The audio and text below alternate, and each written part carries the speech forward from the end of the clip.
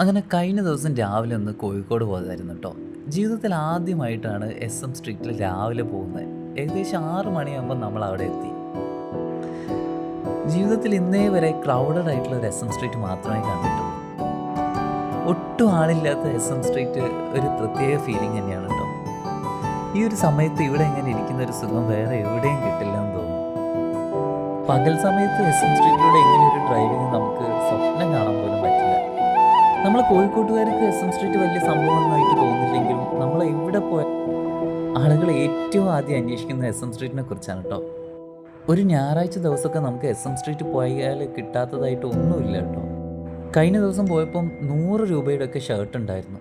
പിന്നെ എസ്.എം. സ്ട്രീറ്റിൻ്റെ ഏറ്റവും വലിയ പ്രത്യേകത എന്ന് പറഞ്ഞാൽ അവിടെ ഒരുപാട് ഷോപ്പുകളുണ്ട്. ഏതെടുത്താലും 5 രൂപയും 10 രൂപയും 15 രൂപയൊക്കെ ആയിട്ട് നമുക്ക് ഇഷ്ടമുള്ള സാധനങ്ങൾ തിരഞ്ഞെടുക്കാം കേട്ടോ.